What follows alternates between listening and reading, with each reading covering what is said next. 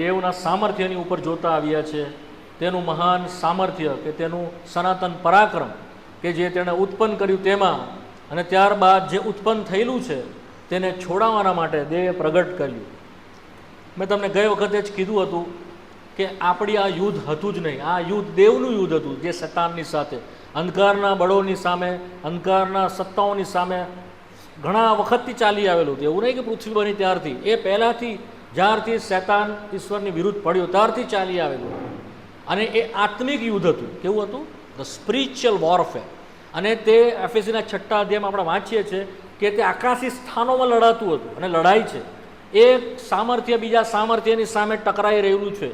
માણસનો એમાં કોઈ લાગભાગ હતો જ નહીં, પરંતુ માણસ કે જે દેવે બનાવ્યું નિર્બળતાની અંદર, એક માણસ કે જે શરીરને આપવામાં આવ્યું, ફ્લેશમાં બનાવવામાં આવ્યું, શૈતાને પાપ લાવીને માણસને યુદ્ધની વચ્ચે ખસેડી લાવ્યો અથવા તો ખેંચી લાવ્યો.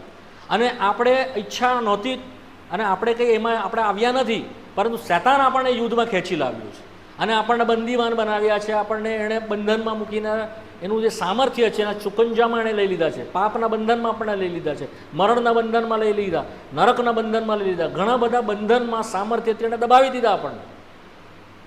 અને તેથી કરીને જે પરાત્પર પરમેશ્વર કે જે આત્મા છે એ આ શરીરના જે બંધનમાંથી છે, જે શરીરની જે નિર્બળતાઓના છે એમાંથી છોડાવવા માટે, સાદી ભાષામાં ધ ફ્લેશ કહેવામાં આવે છે ઇંગ્લિશમાં. શું કહેવામાં આવે છે? ફ્લેશ. શરીરની નિર્બળતા, એમાંથી છોડાવવાના માટે દેવ જે કે આત્મા છે તે ફ્લેશ થયો. શું થયો? શરીર ધારણ કર્યું. આત્મિક વાત છે, તમે સમજો બરાબર. એને શું લેવા દેવા કે શા માટે માણસ બન્યો? કે જેથી કરીને માણસને એ માણસની નિર્બળતામાંથી છોડાવે. God become man, God become flesh. ઈશ્વર માણસ બન્યો, ઈશ્વર માણસના શરીરમાં આવ્યો. એનું મુખ્ય કારણ એ છે કે માણસના જે નિર્બળતા અથવા બંધનોમાં છે તેમાંથી તે માણસને છોડાવે. માટે લખવામાં આવ્યું છે કે જે આપણાથી થઈ શકતું નહોતું, રોમિયોના પત્રના 8મા અધ્યાયની 4મી કલમની અંદર, તે દેવે કર્યું. આપણાથી થઈ શકતું નહોતું. શું થઈ શકતું નહોતું? આપણે દેવને અધીન થઈ શકતા નહોતા. આ સામર્થ્ય આપણી પાસે હતું નહીં અધીન થવાના માટે. કેમ? કારણ કે નિયમના કારણે શરીર નિર્બળ હતું. અવર બોડી, આ જે શરીર છે તે નિર્બળ હતું. તો એટલા માટે ઈસુ ખ્રિસ્તને પાપી દેહની સમાનતામાં કે માણસ બનાવીને મોકલ્યો. ઈસુ ખ્રિસ્તને શું બનાવીને મોકલ્યો? આ માણસ બનાવીને મોકલ્યો, આ નિર્બળતામાં મોકલ્યો. આ નિર્બળતામાં રહીને તેણે આ નિર્બળતાની ઉપર જય પામ્યો છે, સામર્થ્ય પ્રગટ કર્યું છે. સાદી ભાષા, દેવે પોતાનું સામર્થ્ય ઈસુ ખ્રિસ્તમાં કેવી રીતે પ્રગટ કર્યું છે? નિર્બળતામાં લાવીને. સમજાય છે મારી વાત? એને નિર્બળ કર્યો, એટલો બધો નિર્બળ થયો એ બધી રીતે વધસ્તંભની ઉપર, અને શૈતાનને આ ખબર જ નહીં પડી. તો ફ્લેશમાં આપણને જય આપવામાં આવ્યો શરૂઆતમાં ઈસુ ખ્રિસ્તની મારફત, જેથી કરીને આપણે આત્મિક યુદ્ધમાં આવી શકીએ. નહીં તો આપણે આત્મિક યુદ્ધમાં આવી શકતે નહીં. એ શરીરને નકામું કરવામાં આવ્યું છે. રોમિયોના પત્રના 6 અધ્યાયમાં આ બધી આત્મિક વાતો છે, ઊંડી વાતો છે, માર્મિક વાતો છે. પરંતુ આપણે આને સમજવાના માટે બહુ પ્રભુમાં આપણે વધીએ ત્યારે આપણને બધી ખબર પડે છે આ શું છે. ને આત્મિક જીવન આપણું શરીર થાય છે. હવે આપણે દેહ પ્રમાણે લડાઈ કરતા, આપણે આત્મિક યુદ્ધમાં આપણે આવીએ છીએ. જેઓ નવો જન્મ પામે છે તેઓને જ આત્મિક યુદ્ધમાં આવવાનું છે, નહીં તો બીજા તો આત્મિક યુદ્ધમાં છે જ નહીં. સમજાય મારી વાત? તો આ બધી વાતો છે. તો આજ સાંજે સવાર શરૂઆત કરીએ. હવે થોડુંક સિમ્પલથી તમને સમજાવું. જો તમને એફએસીના પત્રમાં જે 3 જગ્યાએ 3 વાત લખેલી છે, તમે એને લખી લો.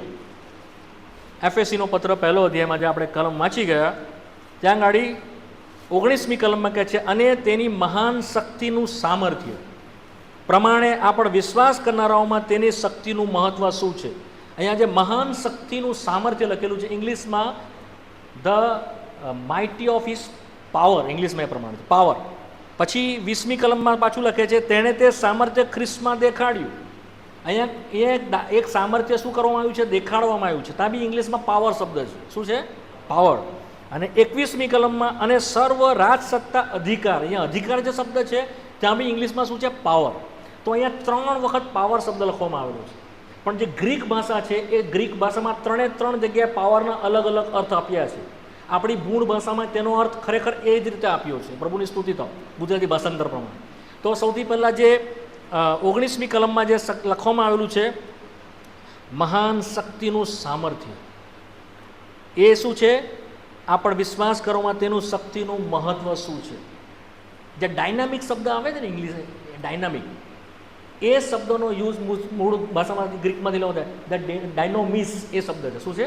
ડાયનોમિસ. એ સ્પીક અબાઉટ ધ એબિલિટી. શું બતાવે છે? યોગ્યતા. એ સામર્થ્યવાન છે, તમને યોગ્ય કરે છે, આપણને ઇનેબલ કરે છે, આપણને યોગ્ય કરે છે, એવું એ સામર્થ્ય. That is the first. બીજું જે છે ત્યાં આગળ સામર્થ્ય એણે ખ્રિસ્તની અંદર દેખાડ્યું. ત્યાં આગળ જે શબ્દ છે એ ક્રેટોસ છે. શું છે? હા, ક્રેટોસ. ઇટ સ્પીક અબાઉટ સત્તા, અથવા તો શું બતાવે છે? સ્ટ્રેન્થ, અથવા તો તાકાત બતાવે. શું બતાવે છે? હા, તાકાત બતાવે. અને ત્રીજો જે શબ્દ 21મી કલમમાં લખવામાં આવ્યો છે, એક્ઝોશન શબ્દ છે. ત્યાં આગળ જે અધિકાર લખ્યો છે ને, શું છે? એક્ઝોશન શબ્દ મૂળ ભાષા ગ્રીકમાં છે. તેનો શબ્દ એનો અર્થ શું થાય છે? ઓથોરિટી. શું બતાવે છે? અધિકાર. આ 3 અલગ અલગ પ્રકારના સામર્થ્ય ખ્રિસ્તના સંબંધમાં પ્રગટ કરવામાં આવેલા. જે એબિલિટી જે છે એની જે એબિલિટી, જે મેં તમને કીધું સૌથી પહેલાં, ડાયનોમિસ, તે આપણે વાંચ્ય છે. જો હિબ્રુઓનો પત્ર 7મો અધ્યાય, ત્યાં આ સામર્થ્ય કેવી રીતે કામ કરે છે. હિબ્રુઓનો પત્ર તેનો 7મો અધ્યાય અને તેની 15મી કલમ વાંચો. હિબ્રુ 7 અને 15. ના, હિબ્રુ 7 અને 25, માફ કરજો, 25, 7 ને 25. હા, જેઓ એની મારફતે દેવની પાસે આવે છે, તેઓને શું છે? તે સંપૂર્ણ રીતે તારવાને શું છે? હા, અહીંયા આગળ એ શબ્દ વાપરવામાં આવેલો છે, સમર્થ છે. ડાયનોમિસ. He is enabled to save us his most high, uttermost એમ છે ઇંગ્લિશમાં. તે આપણને ઉપર સુધી પહોંચાડવાના માટે સમર્થ છે, જેઓ ઈસુ ખ્રિસ્તની પાસે દેવની પાસે ઈસુ ખ્રિસ્તની મારફત આવ્યા છે, બીજા કોઈની રીતે નહીં. ઈસુ ખ્રિસ્તની માટે આવ્યા, એની દ્વારા આવ્યા છે. બીજા જગતમાં બહુ બધા આવ્યા ખ્રિસ્ત નામથી. આજે પણ હું કોઈના ધર્મની ટીકા કરવા પ્રમાણે નથી કહેતો, પણ તેઓ કહે છે કે અમારા મારફતે પણ બચાવ છે, અમારા મારફતે પણ તારણ છે. ભલાઓ, તેઓ પોતે પોતાને બચાવી શક્યા નથી, બચાવી શકતા નથી, તેઓ બીજાઓને શું બચાવશે? પણ ખ્રિસ્ત જેઓ એની મારફતે દેવની પાસે આવ્યા છે, તમે શ્યોર થઈ જાઓ, એની પાસે સામર્થ્ય છે કે તે તમને છેલ્લે સુધી પહોંચાડશે. ઈચ્છેલે બંદરે તે પહોંચાડશે. ભલે ગમે એટલું વહાણ તમારું ઊંચું નીચું થતું હોય, સમુદ્રના ભયંકર મોજા હોય, પણ ઈચ્છેલે બંદરે તમારા નિશ્ચિત જગ્યા ઉપર તે તમને પહોંચાડશે. તો એ ઇનેબલ છે. શું છે? એનામાં પાવર છે. જે એ શબ્દ લખવામાં આવેલો છે માથીની સુવાર્તાના 6ઠા અધ્યાયની અંદર 13મી કલમમાં જે શબ્દ છે ને, તે ત્યાં પણ એ જ શબ્દ છે. વાંચો. ડુનિયોસ શબ્દ છે ત્યાં બી. ડાયનોસ, ડુનિયોસ બી કહેવાય છે, ડાયનોસ બી કહેવાય છે. વાંચી જાઓ ઝડપથી. 13મી કલમ 6 અને 13. હા, હા, અહીંયા જે પરાક્રમ છે ને, એ શું? એ ડાયલોસ શબ્દ લખેલો છે. મહિમા, રાજ્ય, પરાક્રમ તથા મહિમા સદા સર્વકાળ તારા છે. અને જે વસ્તુ આપણે ખ્રિસ્તના વધસ્તંભ વિશે વાંચી ગયા કે તે દેવનું સામર્થ્ય છે અને એનું વધસ્તંભ પણ સામર્થ્ય છે, ત્યાં પણ આ ડાયલોસ શબ્દ લખવામાં આવેલો છે. બરાબર? આ પહેલું હતું. બીજો જે શબ્દ લખવામાં આવેલો છે એ માથીની સુવાર્તાના 28મા અધ્યાયમાં છે. તમે એ પણ લખી લો. એક્ઝોસિયા લખવામાં આવેલો છે શબ્દ. માથી 28 અને તેની 18મી કલમ. વાંચો ઝડપથી. માથી 28 ને 18. હા, ઇંગ્લિશમાં છે the power has been given to me over all heaven and earth. ત્યાં ઇંગ્લિશમાં પાવર શબ્દ છે, અહીંયા આપણે બરાબર તરજીમો ગુજરાતીમાં પરફેક્ટ કર્યો છે. અધિકાર. શું છે? અધિકાર. It speak about the authority. ઇંગ્લિશમાં શું છે? હિબ્રુમાં શું છે? એક્ઝોસિસ. એ ન કેવળ એને આપણને એ અટરમોસ્ટ સુધી પહોંચાડે છે, પણ આપણને સંપૂર્ણ રીતે સંભાળવાના માટે એની પાસે કેવો છે? અધિકાર છે. શું છે? એની પાસે ઓથોરિટી છે. આ જગત પરથી જે શત્રુની પાસે અધિકાર હતો આપણી ઉપરનો, એ અધિકારને રિમૂવ કરવામાં આવ્યો છે. સાદી ભાષામાં એ અધિકારને દૂર કરવામાં આવ્યો છે. હવે આપણી ઉપર બીજા કોઈને અધિકાર નથી. વી આર ફ્રી, આપણે કેવા છે? સ્વતંત્ર છે. કેવા છે? મુક્ત થયેલા છે, છૂટા કરાયેલા છે. એ બંધનની નીચે, એ ચુંગલની નીચે હવે આપણી પર નથી. આપણી પર કોઈને અધિકાર નથી, ના પાપને, નહીં શૈતાનને, નહીં મરણને, કોઈનો અધિકાર આપણી પર. એ અધિકાર શું કરવામાં આવ્યો છે? રિમૂવ કરવામાં આવ્યો છે. આ બીજું હતું. એ જ વાત લખવામાં આવેલી છે. જો લૂકની સુવાર્તા 10મો અધ્યાય 19મી કલમ, આ જ વર્ડ ત્યાં છે. વાંચી જાઓ તમે ઝડપથી, હું પછી તમને ત્રીજું કહી દઉં.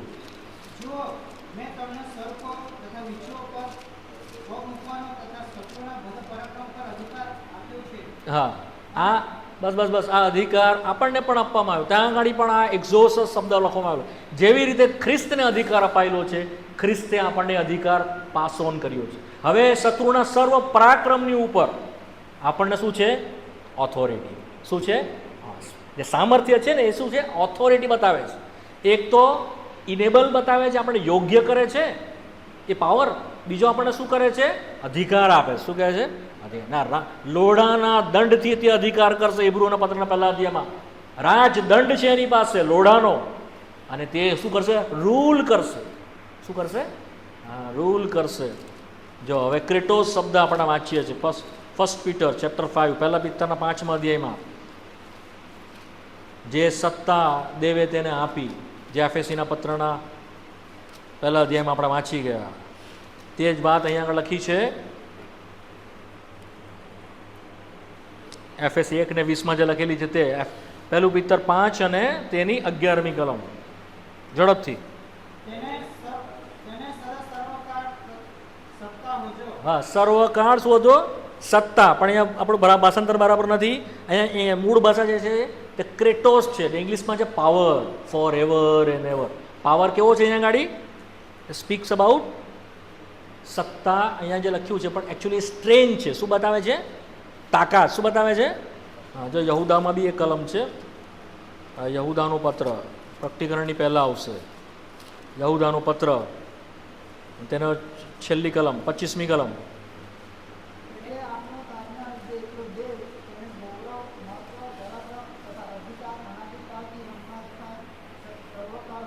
હા, સર્વકાળ સુધી. ત્યાં આપણે શું છે? પાવર લખ્યો છે, ફોર એવર એન્ડ એવર. પણ ક્રેટોસ શબ્દ છે. આ શું બતાવે છે? સ્ટ્રેન્થ બતાવે છે. શું બતાવે છે? એની તાકાત. જે તાકાત તેણે ખ્રિસ્તના મુએલામાંથી ઉઠાડવાના માટે વાપરી, એ તાકાત દ્વારા તેને બંધનમાંથી દેવે ઉઠાડ્યું. It's become the strength. એક છે ઇનેબલ, આપણને યોગ્ય કરે છે.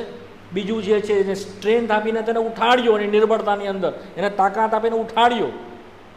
અને ત્રીજું શું બતાવે? સર્વ પ્રકારના અધિકાર આપીને તેને ઉપર કર્યો. તમે સમજીએ મારી વાત? રિપીટ તમે સાંભળજો યુટ્યુબની ઉપર. હું તમને રિપીટ કરવા દઉં, મારો સમય બહુ જ હશે. 3 પ્રકારના સામર્થ્ય એના કામ વિશે બોલે છે. એક આપણને યોગ્ય બનાવે છે, એક આપણને અધિકાર આપે છે, એક આપણને તાકાત આપે છે.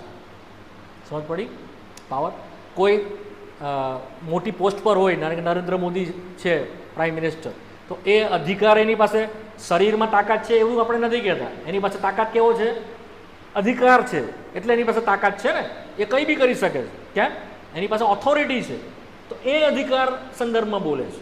બરાબર? પણ આપણે કોઈ રેસલરની પાસે જઈએ તો એની પાસે એ અધિકારની વાત નથી કરતા. એની પાસે કેવી તાકાત હોય છે? બાહુબળ જેવી તાકાત હોય છે, જેમ સામસુનની પાસે હતી. કોઈને એવી રીતે એની પાસે તાકાત સ્ટ્રેન્થના વિશે બોલે છે. ત્યાં બી પાવર જ વપરાય છે, પણ શું બતાવે છે? સ્ટ્રેન્થના વિશે બોલે છે. બરાબર છે?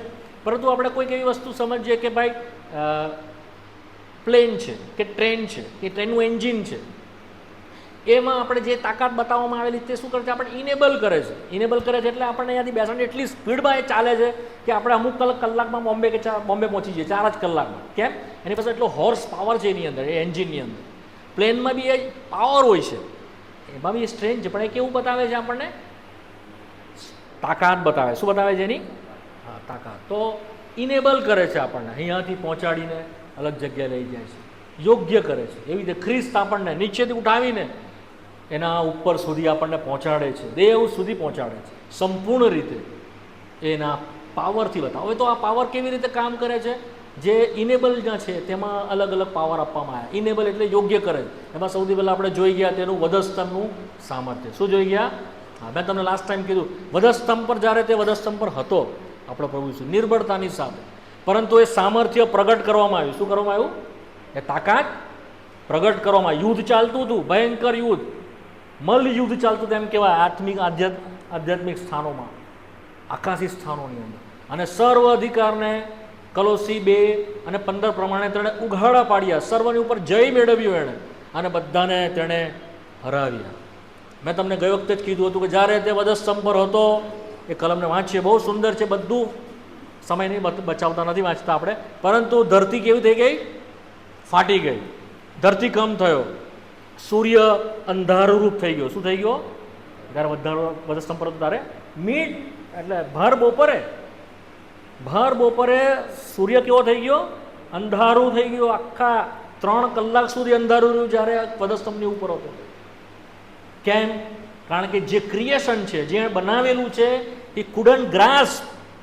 કેવી રીતે તે આ બધું સાંકળી શકે, સંભાળી શકે? કારણ કે એમાં જે બનાવનાર છે, જેને સંભાળી રાખનાર છે, જેને પકડી રાખનાર છે, એ પોતે વધસ્તંભની ઉપર છે. કુડન્ટ સસ્ટેન ઇટસેલ્ફ, માફ કરો, એ એનું પરાક્રમ હતું, વધસ્તંભની ઉપર હતો. ત્યારે તેણે બધાને હરાવ્યા અને કિંમત ભરજી આપી. સંપૂર્ણ થયું એ શબ્દમાં એટલો ભારે તાકાત હતી, બધું પરાસ્ત કરી દેવામાં આવ્યું. હું માનું ત્યાં સુધી ગમે એટલા પરમાણુ બમો આખામાંથી કદાચ ફોડવામાં આવે અને જે ઉર્જા નીકળે એના કરતાં બી ભયંકર ઉર્જા એના એ શબ્દમાં એ તાકાત હતી. એણે કહ્યું સંપૂર્ણ થયું. જે શબ્દ દ્વારા તેણે બધું બનાવ્યું, અજવાળું થાવ ને અજવાળું થઈ ગયું, એના કરતાં પણ વધારે પાવરફુલ વર્ડ હતા, સંપૂર્ણ થાવ. અને આત્મિક અંધકારના બળોને પરાસ્ત કરવામાં આવ્યા, ધ્વસ્ત કરી દેવામાં આવ્યા. વિક્ટોરિયસલી તે આપણો પ્રભુ જયવાન થયો. પ્રભુની સ્તુતિ થાય વધસ્તંભના કામને માટે. તો વાલાઓ, જો તમને કોઈ પૂછે તમારો ઉદ્ધાર કેવી રીતે થયો, તમારો બદલાણ કેવી રીતે થયું, તમે કેવી રીતે પાપમાંથી છૂટ્યા, તો તમારે શું કહેવું? વધસ્તંભના કામ દ્વારા. શું કહેવું? The work of cross. શું કહેવું? વધસ્તંભના. કદી નહીં ભૂલો વાલા, કેવળ ને કેવળ આપણો છુટકારો વધસ્તંભના પરના કામના લીધે છે. નહીં બીજા કોઈ ચમત્કારથી પ્રભુ આપણે નથી બચાવ્યા. નો, કોઈ સાદાપણાથી આપણે નથી બચાવ્યા. વધસ્તંભની ઉપર એણે કિંમત જે ભરી આપી છે, એનાથી આપણો છુટકારો થયો છે, અનંત છુટકારો. કદી નહીં ભૂલીએ. That is the power of the cross. આપણે મુક્ત થયેલા છે, તમને સ્વતંત્ર કરવામાં આવેલા છે. Now we are free. આપણે બોન્ડેજ નથી, આપણે ગુલામ નથી, આપણે છૂટા છે. જે કોઈ પાપ કર્યા કરે છે તે કોણ છે? પાપનો દાસ છે. યોહાનની સુવાર્તાના 8મા અધ્યાયની 34મી કલમમાં લખવામાં આવ્યું છે. પરંતુ જો દીકરો તમને મુક્ત કરે તો તમે ખરેખર મુક્ત થશો. યોહાનની સુવાર્તા 8મો અધ્યાય 35મી કલમ. જો દીકરો તમને મુક્ત કરે, શું તમે મુક્ત થયા? શું તમે મુક્ત થયા? શું દીકરાએ તમને કીધું, જા મારા દીકરા, હવે તું સ્વતંત્ર છે?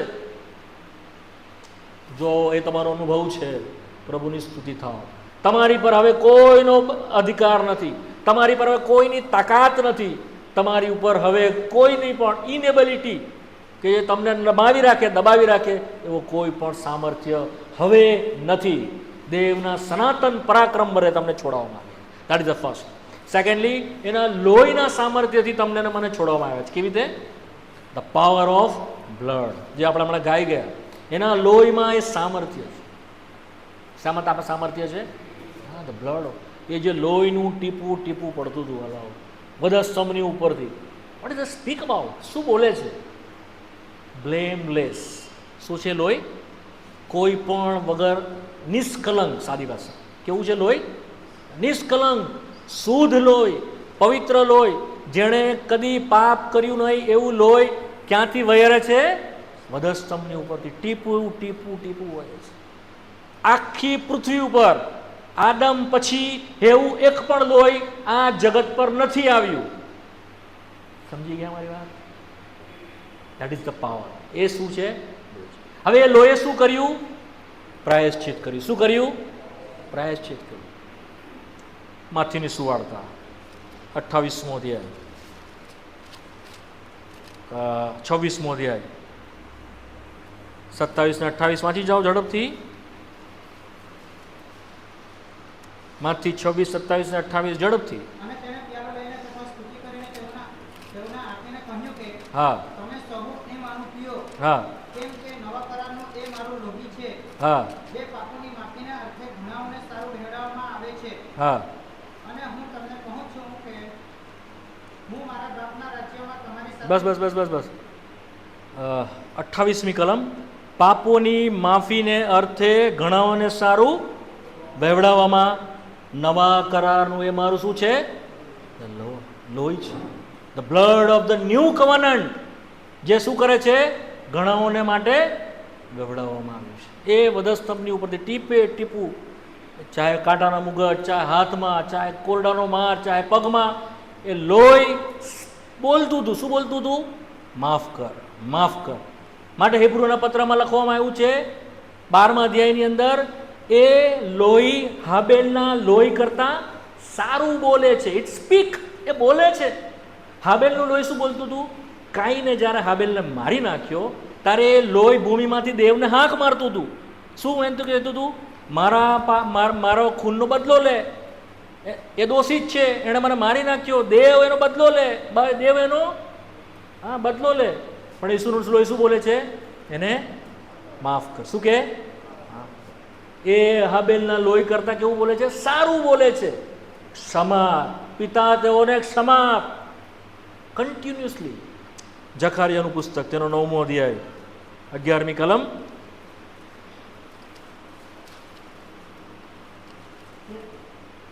તારે વિશે પણ આ પ્રમાણે છે કે હા તારી સાથે કરેલા કરારના રક્તને લીધે હા મેં તારા બંદીવાનોને પાણી વગરના ખાડામાંથી બહાર કાઢીને મૂકવી દીધા છે. હા, એ રક્તથી શું કર્યું? આપણને ખાડામાંથી બહાર કાઢવામાં આવ્યા. હવે 13મો અધ્યાય 1લી કલમ વાંચો.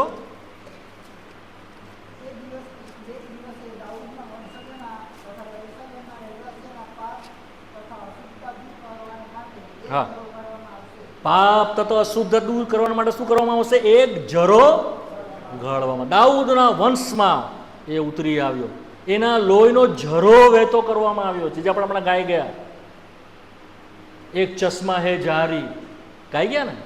એક ચશ્મા હે મોમીન, બહુ બહુ સુંદર ગીત છે ઇંગ્લિશમાં.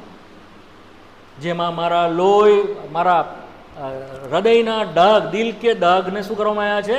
ધોવામાં આવ્યા છે, શુદ્ધ કરવામાં આવ્યા છે. હવે મારા હૃદયમાં એ બોજ નથી, દેવને મારી વિરુદ્ધ કંઈ નથી.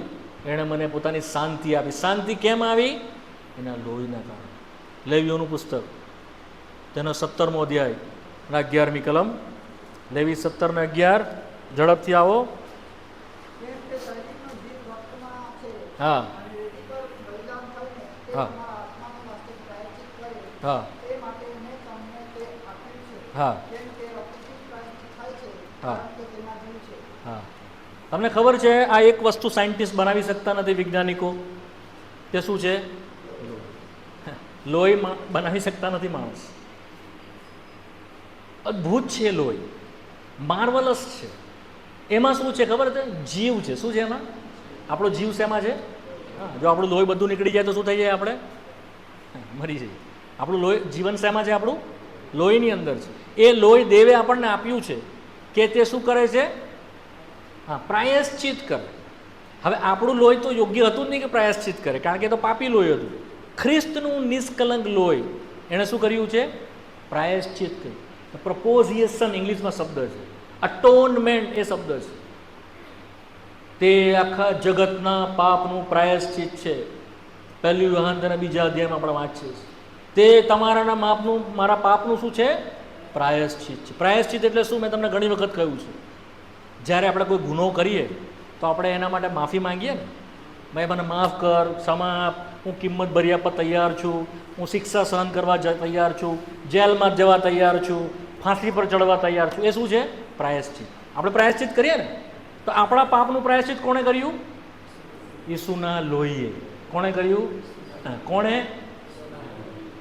એ તમારે સારું શું કરશે? પ્રાયશ્ચિત કરશે. કારણ કે એમાં શું છે? જીવન છે. સાદી ભાષામાં એ જીવન તેણે શું કર્યું છે? આપ્યું. એણે વહેવડાવી દીધું. હી ડાય. એણે પોતાનું જીવનને છે ને મરણ પામવા દીધું, જેથી કરીને આપણામાં જીવન આવે. સમજ પડે? ખ્રિસ્તનું લોહી નીકળતું હતું તો એ શું થઈ રહ્યો હતો? મરી રહ્યો હતો. જેથી કરીને એના લોહીમાં શું થાય? આપણને જીવન મળે. એનામાં શું છે? જીવન છે. પ્રાયશ્ચિત એણે આપણું કર્યું માટે આપણને એના લોહીમાં આપણને છુટકારો કે પાપની માફી આપવામાં આવી છે. એફએસી 1 અને 7 લખવામાં આવ્યું છે. તેના પુત્ર ઈસુનું રક્ત. એફએસી 1 ને 7 વાંચી જાઓ, ઝડપથી વાંચી જાઓ, સમયના ભાવે હું ઝડપથી જવા. એના લોહી દ્વારા હા. એની કૃપાની સંપત પ્રમાણે આપણને ઉદ્ધાર હા. એટલે પાપની માફી મળી છે. હા, આપણને શેમાં પાપની માફી મળી છે? એના લોહીમાં. કદી નહીં ભૂલો, કદી નહીં. તમારું ચમત્કારોથી, તમારા સાજાપણા કરવાથી ને આશીષોથી આપણને કદી જ પાપની માફી મળતી નથી. પાપની માફી એટલે જ ઉદ્ધાર. ઉદ્ધાર એટલે શું? પાપની માફી. આ તમારા મન મગજમાં તમે શીખો, જેટલાને મળો એટલાને શીખવો, એને કહો. જો ખોટું શિક્ષણ છે તમે જ દૂર કરો. આ મારા શબ્દ નથી, this the word of God. આ દેવના શબ્દ છે. It is not good teaching. આ કંઈ સારું શિક્ષણ નથી આપી રહ્યો હું. I am giving the word of God, pure word of God I am giving to you. તમને શુદ્ધ વચન હું આપું છું દેવના વચનમાં. આ દૂધ છે આત્મિક. તમે કહો અને હિંમતથી. એના લોહીમાં અમને પાપોની માફી મળેલી છે. અમારા પાપથી છુટકારો મળ્યો છે. મૂલ્યવાન લોહી છે. Precious blood.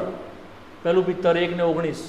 Precious, more than gold. Not gold, not silver, but the precious blood of Jesus Christ. વાંચો. પણ ખ્રિસ્ત જે હા. નિષ્કલંક તથા નિર્દોષ બળવાન જેવો છે, હા. તેના મૂલ્યવાન રક્તથી તમારો ઉદ્ધાર કરવામાં આવ્યો છે. તેના મૂલ્યવાન રક્તમાં શું થયો છે આપણો? હા, અહીંયા 18મી કલમની વાંચી જાઓ. કેમ કે તમે જાણો છો કે હા. તમારા પૂર્વજોથી ચાલતા આવેલા અવરથા આચરણોથી નહીં. હા. આચરણથી વિનાશી વસ્તુઓ વડે, હા. એટલે રૂપા અથવા સોના વડે હા, નહીં, કોઈ પણ રીતિ રિવાજ, તમારા પૂર્વજોના આવેલા કોઈ પણ આચરણોથી નહીં, કોઈ પૂજાપાઠ કરવાથી નહીં, ધાર્મિક પણ નહીં, ખ્રિસ્તી પણ નહીં, ગીતો ગાવાથી પણ નહીં, ચર્ચમાં જવાથી પણ નહીં, બાઇબલ વાંચવાથી પણ નહીં. Not by that, but the precious blood of Jesus Christ. ઈસુનું પવિત્ર લોહીથી તમને છુટકારો મળ્યો. સમય શું લોહી પાસે આવ્યા? શું કદી તમે એ લોહીનો દાવો કર્યો? શું કદી કહ્યું પ્રભુ મને એ લોહીથી ધો અને શુદ્ધ કર? શું કદી કીધું? જો તમે એ લોહીની પાસે આવ્યા નથી તો તમને એની લોહીની તાકાત ખબર નથી. એ લોહીએ બધાને છૂટા કર્યા છે. જેવો એ લોહીની પાસે આવ્યા એ બંધનોમાંથી છૂટી ગયા છે. શેતાનના ચુંગલમાંથી છૂટી ગયા છે. ડિમોન જે કહેવામાં ને ભૂત પિશાચ, એ લોકોના ચુંગલમાંથી છૂટી ગયા છે. કોઈ પણ જાતના બંધનમાંથી છૂટી ગયા છે. પાવર ઓફ ધ બ્લડ, એ સામર્થ્ય છે ઈસુના લોહીનું. એનાથી શું કરવામાં આવ્યું છે? લોહી આપણને દેવનું ન્યાયપણું આપ્યું છે. શું આપ્યું છે? હા, the righteousness of God. Roman chapter 3:25. રોમી 3:25 વાંચો ઝડપથી. ધીમે ધીમે વાંચો. દેવે તેને તેના રક્ત પરના વિશ્વાસથી પ્રાયશ્ચિત થવા સારું ઠરાવ્યો.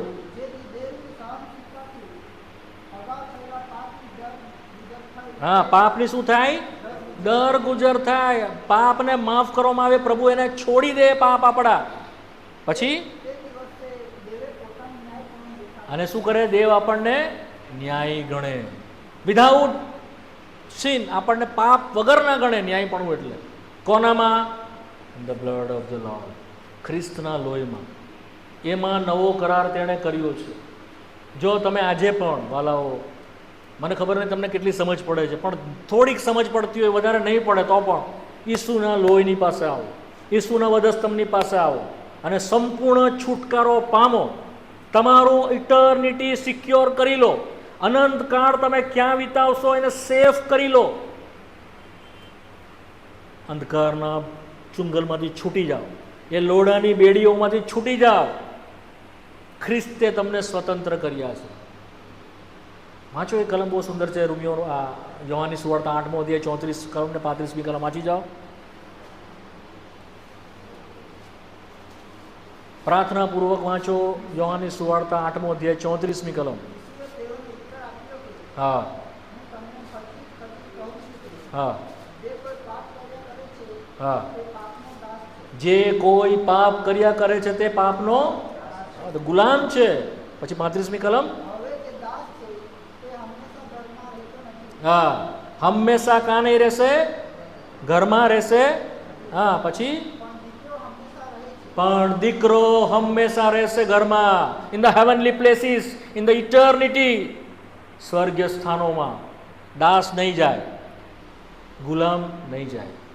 પછી માટે દીકરો તમને મુક્ત કરે જો દીકરો તમને મુક્ત કરે, ઈસુ ખ્રિસ્ત જો તમને મુક્ત કરે, તો તમે ખરેખર મુક્ત થશો. તો તમે શું થશો? મુક્ત થશો. શું તમે મુક્ત થયા? શું તમે એમ કહી શકો છાતી પર હાથ રાખીને, હૃદય પર હાથ રાખીને, હા હું મુક્ત છું, આઈ એમ ફ્રી, મારી પર હવે કોઈ પણ અંધકારના બળોનો અધિકાર નથી, તેનું સામર્થ્યની હું નીચે હું નથી, તેની સત્તાની નીચે એટલે તેની તાકાતની નીચે પણ હું નથી. આઈ એમ ફ્રી, આઈ એમ ફ્રી. ગલાતીનો પત્રમાં એ કલમ લખેલી છે, તમને સ્વતંત્ર કરવામાં આવેલા છે. એ કલમ જો મળે તો વાંચીએ.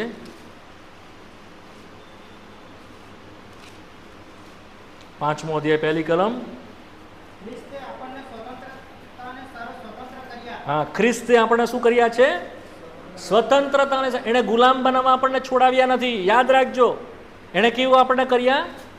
સ્વતંત્ર. ફ્રીડમ છે ઇન ક્રાઇસ્ટ. ખ્રિસ્તમાં આપણને પૂરી સ્વતંત્રતા છે. પછી વાંચો. માટે દ્રઢ રહો હા, અને ફરીથી દાસત્વની ઝૂંસરી તળે ન જોડાઓ. હા, ફરીથી શું થાવ? એ ગુલામીને નીચે પાછા ના. ખ્રિસ્તે તમને સ્વતંત્ર કર્યા છે, કેવળ એટલું જ કે તમારી સ્વતંત્રતાનો તમે દુરુપયોગ ન કરો. એ ક્યાં લખ્યું છે?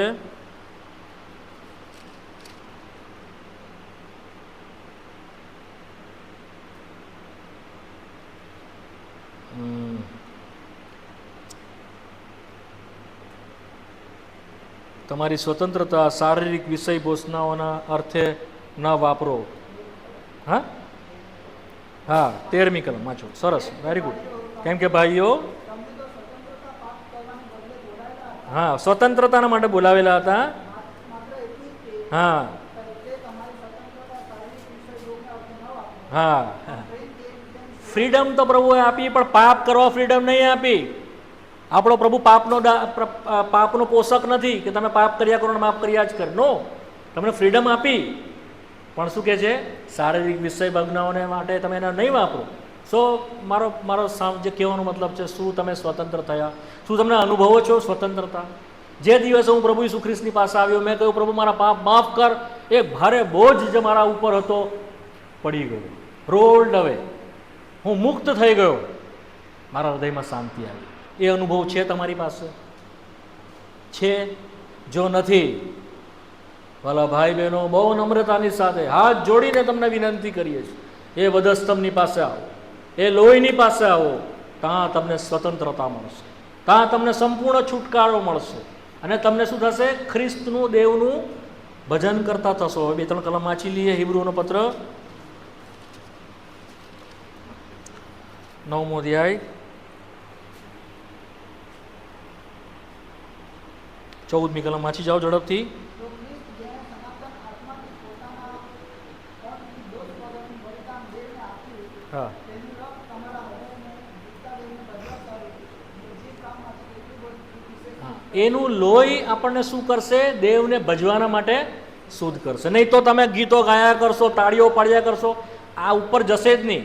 અહીંયાથી આપણે ભજન નહીં કરી શકીએ. દેવ ગમે એટલું કરીએ ને, બૂમા બૂમ, ચીસા ચીસ, નીચે આડોટીએ, ઉપર જઈએ ધૂળ ઉછાળીએ, નોટ એક્સેપ્ટેબલ. તમને શેનાથી શુદ્ધ કરે છે? નિર્જીવ કામોથી. શું કહે છે? હા, ધ ડેડ વર્ક્સ. નિર્જીવ કામોથી શું કરે છે? કોણ શુદ્ધ કરે છે? તેનું રક્ત શું કરે છે? હા, શુદ્ધ કરે છે. અચ્છા, પછી બીજું શું છે?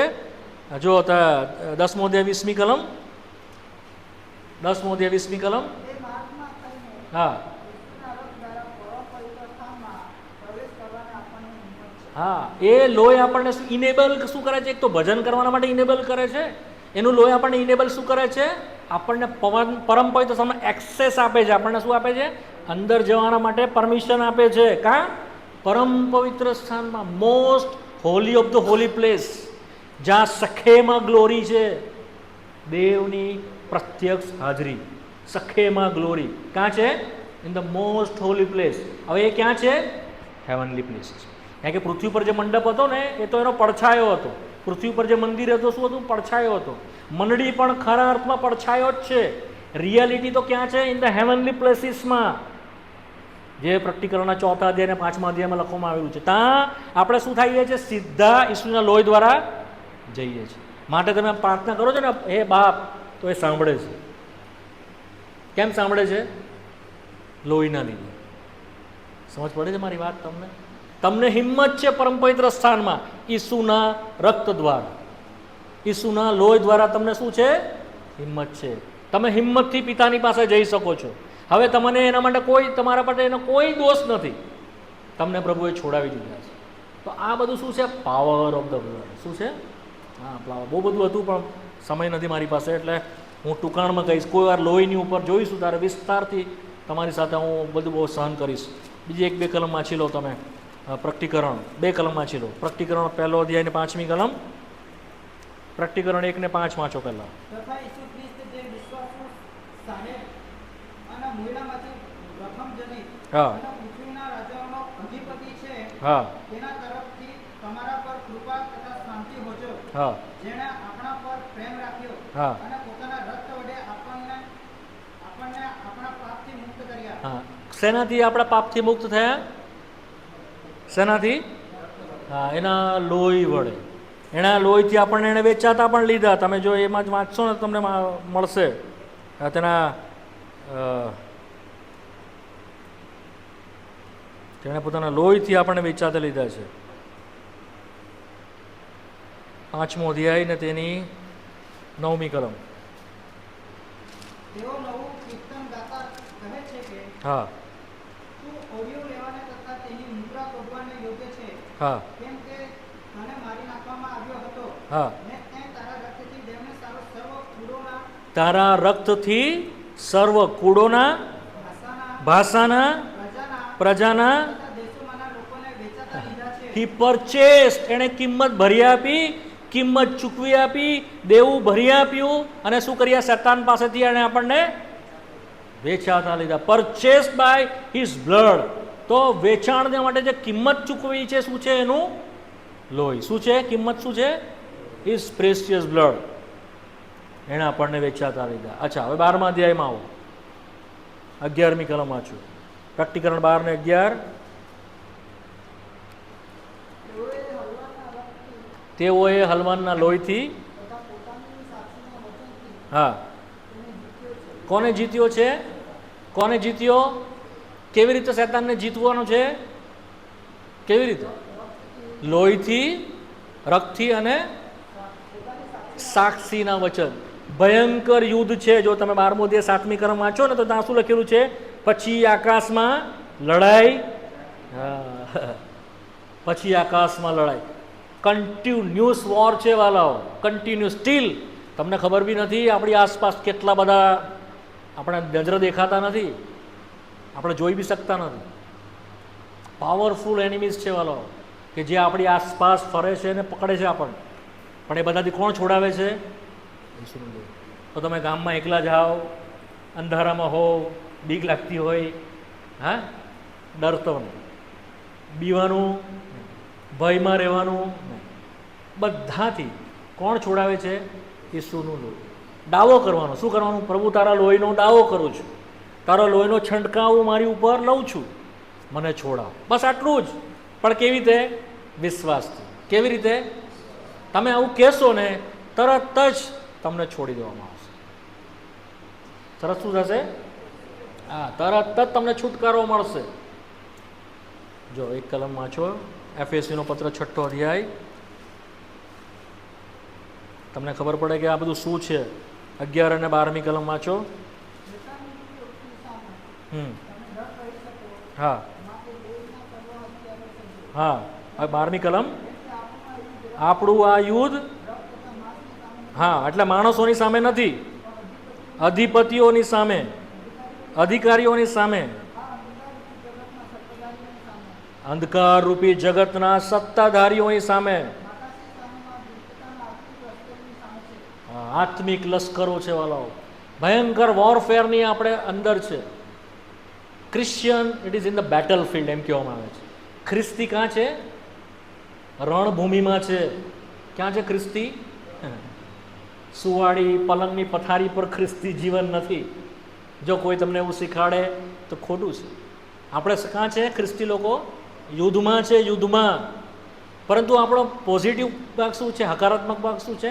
આપણે જીતેલા છે. ક્યાં છે આપણે? જીતેલા છે. કેમ? ખ્રિસ્ત જીતેલો છે. તો એના જયને લીધે આપણે જીતેલા છે. હવે લડે છે એ, આપણે પાછળ છે. કોણ લડે છે? ખ્રિસ્ત લડે છે. આપણે એની પાછળ આપણે પણ લડે. એના લોહી દ્વારા, એનાથી તો આપણે જીતેલા છે. આ બધું વોરફેર છે વાલાઓ, પ્રભુ કરે, તમને સમજાય અને પ્રભુ તમને બધી વસ્તુમાંથી છોડાવે. ગભરાવો નહીં. સર્વ પ્રકારની ચિંતામાંથી, સર્વ બોજામાંથી, સર્વ પાપમાંથી.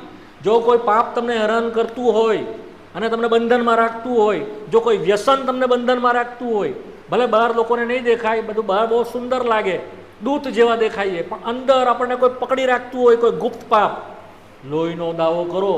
મારા જુવાન ભાઈઓ, તમે લોહીનો દાવો કરો. જુવાન બહેનો, લોહીનો દાવો કરો. તમે છૂટી જશો. You will free. You are no more bondage. તમે ગુલામીમાં રહેશો. અમારો સમય પૂરો થઈ ગયો. ત્રીજું સામર્થ્ય હતું, the third power is the power of resurrection. શું છે? પુનરુત્થાનનું. હા, ફિલિપી 3:21 વાંચો, ઝડપથી વાંચો, ઝડપથી વાંચો. Finish in 5 minutes only. 5 to 10 minutes. હા,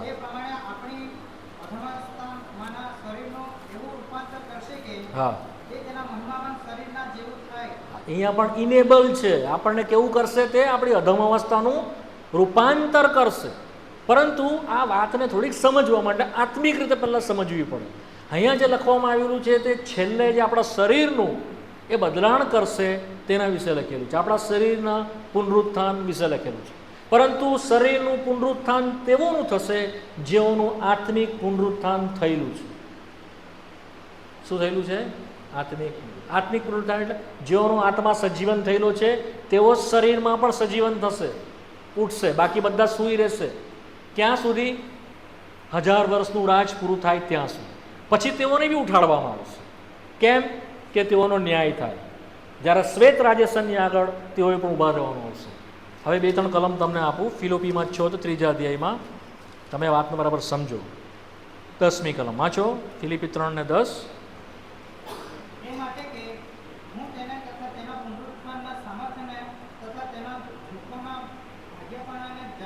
હા, હું તેના પુનરુત્થાનના સામર્થ્યને, ખ્રિસ્તના પુનરુત્થાન વિશે બોલે છે. પાઉલ કહે છે કે હવે પાઉલ મરવાનો હતો. પાઉલને કેદખાનામાં નાખેલો હતો. હવે એનું શું કરવાનું હતું? શિરછેદ કરવાનો હતો. છેવટના દિવસો હતા જ્યારે ફિલિપીનો પત્ર 3 લખ્યો હતો. ત્યારે પાઉલ એવું નથી કહેતો હજુ મને એવી ઈચ્છા છે કે પ્રભુ મને બહુ બધા દાન આપે. એના બધા જ દાન હતા. ભાષા બોલવાનું બી દાન હોય પ્રભુ એને આપે. બધું જ દાન હતું. ચમત્કાર કરવાના ઘણા બધા દાન, 18 પ્રકારના જે દાન છે બધા જ દાન એની પાસે હતા. એને 3જા આકાશમાં ઉચકી લેવામાં આવેલું એટલું જ્ઞાન, એટલું બધું ડાપણે પ્રભુ એને આપેલું. મિસ્ટ્રી એટલે મર્મો એને ખોલ્યા. મંડળીનો મર્મ, સુવાર્તાનો મર્મ, બહુ બધા મર્મો પ્રભુ એને ખોલ્યા. કોઈ પ્રભુની ઈચ્છા હશે તો હું કહીશ કેટલા મર્મો પ્રભુએ પાઉલને ખોલ્યા. તો પ્રભુ છેલ્લે શું કહે છે? પ્રભુ હજુ મને બધા મર્મો જાણવા જેવું કહે છે. પ્રભુ મને પાછો સ્વર્ગમાં આકાશમાં ઉચકી લેવું કહે છે. શું કહે છે? હું તને તથા તારા પુનરુત્થાનના સામર્થ્યને જાણું. This is his desire. આ એની ઈચ્છા છે, બીજી કોઈ ઈચ્છા નથી. પ્રભુ મને તને જાણવો છે, હજુ જાણવું તું કોણ છે. અને બીજું શું જાણવું છે ને? તારી તાકાત. કઈ તાકાત? પુનરુત્થાનની તાકાત. The power of resurrection. I want to know Lord. પ્રભુ મને જાણવું છે કે તાકાત કેવી હતી કે તને પુનરુત્થાનમાં દેવે તને ઉઠાડ્યો મરણમાંથી. તમને ખબર છે શું થયેલું એક્ઝેક્ટલી એ ટાઈમે? જ્યારે એને કબરમાં મૂકવામાં આવ્યો મરણ પામ્યા પછી, પહેલાં તો તમે સમજી લો ખ્રિસ્ત મરણ પામેલો. મુસલમાનો શીખવે છે કે એ મરણ નહીં પામ્યું. એની જગ્યાએ કોઈ બીજું આવ્યું ને એને વધસ્તંભ પર જડી દીધું. એને તો ઉપર આકાશમાં લઈ લીધવામાં આવ્યું. Total wrong. ખ્રિસ્તી વિશ્વાસ શું છે? તે મરણ પામ્યો એ આપણો વિશ્વાસ છે. શું છે? હા, એ કમ્પ્લીટલી ડાય. જો એ નહીં મર્યો હોત તો આપણે નહીં છૂટતે. એ મર્યો છે અને મર્યા પછી એને સજીવન કરેલો છે. બરાબર ધ્યાનથી સમજજો, વાત તમારા મનમાં ઉતરી જાય. એ મર્યો, કબરમાં રહ્યો 3 દિવસ 3 રાત, અને પછી દેવે શું કર્યું? પરાક્રમથી તેને, સામર્થ્યથી તેને ઉઠાડ્યો.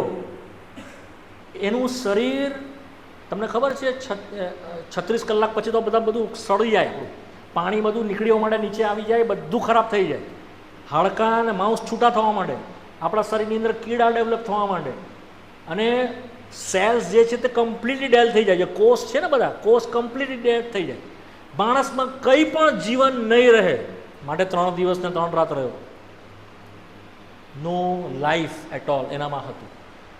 તમને ખબર છે એનો મતલબ શું છે? Completely surrender.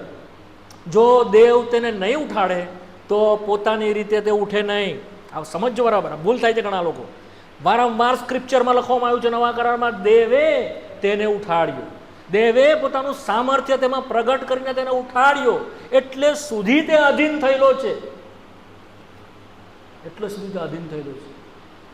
તો એને જ્યારે ઉઠાડ્યો, પહેલાં તો જ્યારે સવાર થઈ અને દૂત આવ્યા, પથ્થર ગબડી ગયો, અને એટલો પાવર હતો એની અંદર કે પેલા બધા નિશ્ચિત થઈ ગયા સૈનિકો, પેરાલાઇઝ જેવા, નિસ્તેજ થઈ ગયા, અને એ લોકોમાં જાણે કે એકદમ જીવન વગરના તેઓ થઈ ગયા.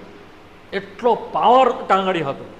બીજી આત્મિક રીતે એના જે સેલ જે હતા તેની અંદર જીવન આવવા માંડ્યું.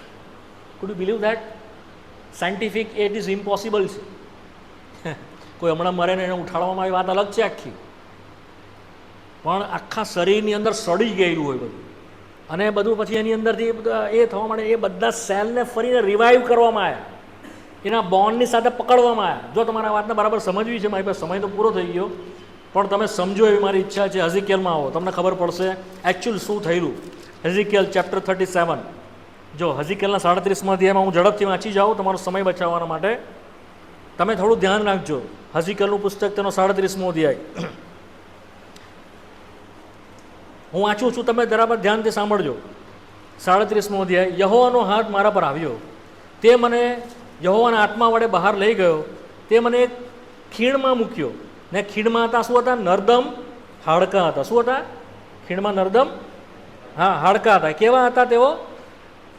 પુષ્કળ હતા, અને તેઓ બહુ સૂકા હતા. બીજી કલમ પ્રમાણે. ત્રીજી કલમમાં શું કહે છે? પછી તેણે મને પૂછ્યું, હે મનુષ્ય પુત્ર, શું આ હાડકાં જીવતા થઈ શકે? મેં ઉત્તર આપ્યો, એટલે હઝીકેલે ઉત્તર આપ્યો પ્રભુને, હે પ્રભુ, તું જાણે છે. ચોથી કલમ. વળી તેણે મને કહ્યું કે આ હાડકાને પ્રબોધ કરીને કહે કે હે સૂકા હાડકાં, તમે યહોવાનું વચન સાંભળો. પાંચમી કલમ. પ્રભુ યહોવા આ હાડકાને કહે છે, જુઓ, હું તમારામાં શ્વાસ મૂકીશ ને તમે જીવતા થશો.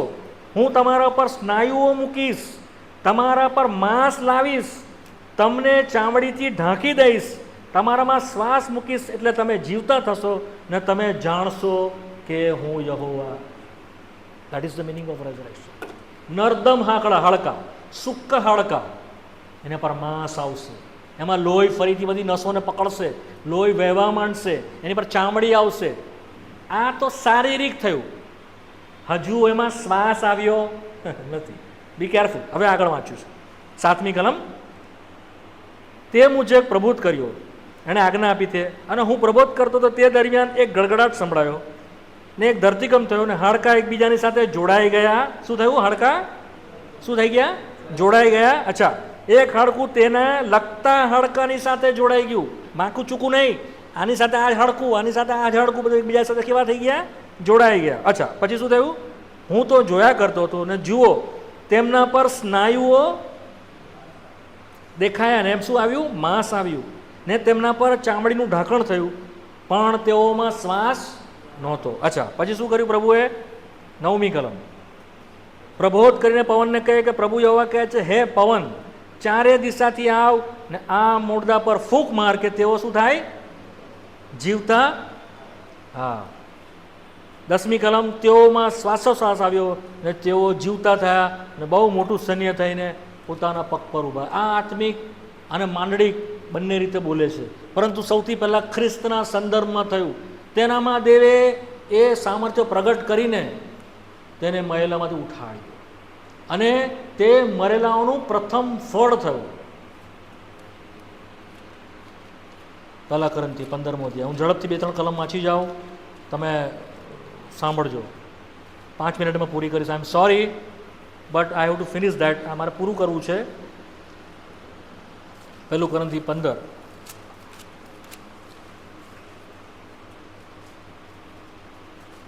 વીસમી કલમ વાંચો.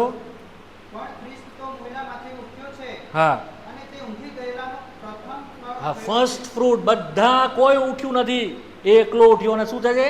First fruit. લાઝરસ પણ નહીં. ફરી કહું છું, એ તો મરી ગયો. એ ફર્સ્ટ ફ્રૂટ નથી. ફર્સ્ટ ફ્રૂટ કોણ છે? ક્રાઇસ્ટ, ખ્રિસ્ત. એ ઉઠેલો છે મરેલામાંથી. એણે મરણનાર કેવી રીતે ઉઠ્યો? દેવના સામર્થ્યથી ઉઠ્યો. હવે તમે આ શક્તિ સમજો. જો તમે આ શક્તિ નહીં સમજો ને, આ પાવર નહીં સમજો ને, તો જે બોન્ડેજ છે ને, જે ગુલામી છે ને, એની ઉપર તમે જઈ નહીં પામશો પ્રોપર વેમાં. અચ્છા, હવે શું થાય છે?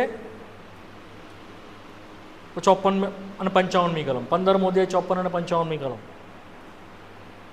ઝડપથી ઝડપથી. જ્યારે આ વિનાશી અવિનાશી પણ ધારણ કરે છે હા અને આ મર્ત્ય અમર પણ ધારણ કરશે, હા. ત્યારે મરણ જયમાં ગરક થઈ મરણ કેવું થાય છે? જયમાં ગરક થઈ જાય છે.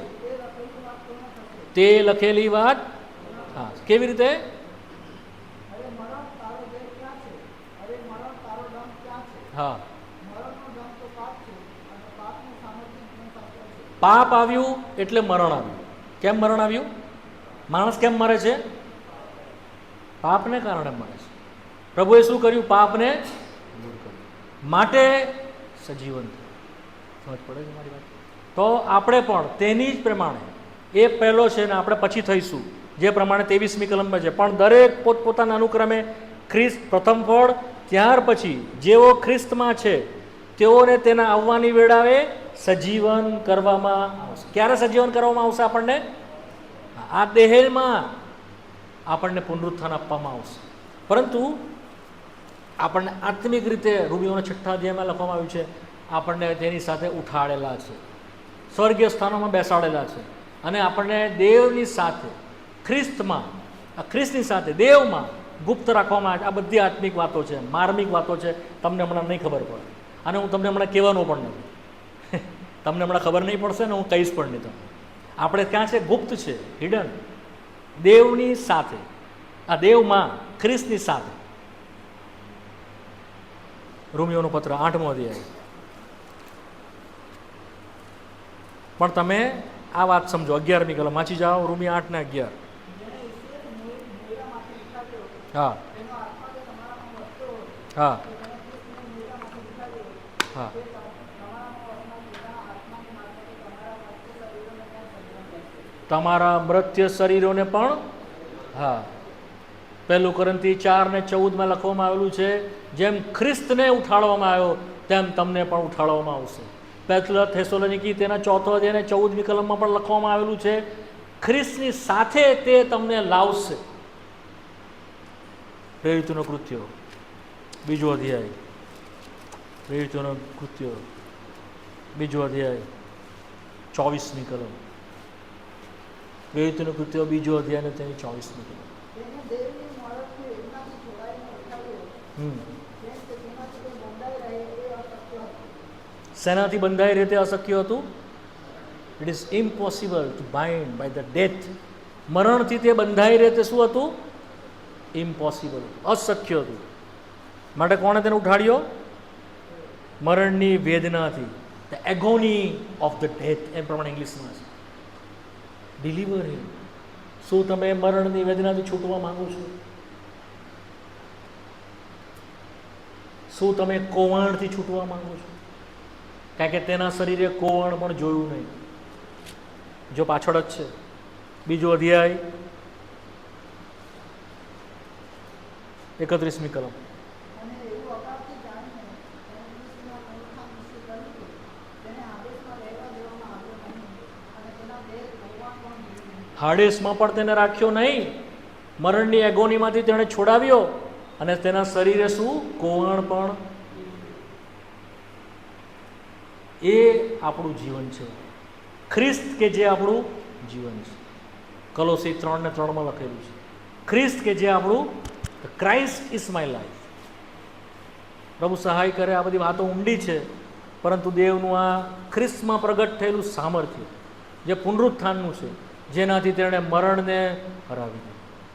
પુનરુત્થાન એ બીજું કંઈ નહીં, મરણ વગરનું જીવન. કેવું જીવન? અથવા તો મરણની ઉપર જય પામીનું જીવન.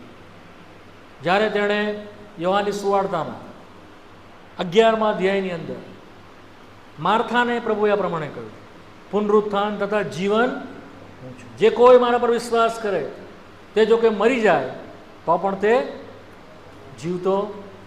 એનો અર્થ શું ખબર છે? તેણે શું કીધું? પુનરુત્થાન તથા જીવન. શું કીધું તેણે? એણે એવું નહીં કીધું જીવન તથા પુનરુત્થાન હું છું. એણે કોને આગળ મૂક્યું? પુનરુત્થાન. સમજ પડી? કેમ? આપણા માટે. કારણ કે આપણી પાસે જીવન છે નહીં. આપણને પહેલાં પુનરુત્થાન મળે તો જીવન મળે. આપણે મરણને અધીન છે, મરણથી નહીં છૂટીએ, એના અધિકારમાંથી નહીં છૂટીએ, આપણને પુનરુત્થાન ન મળે તો ઇટર્નલ લાઈફ નહીં મળશે.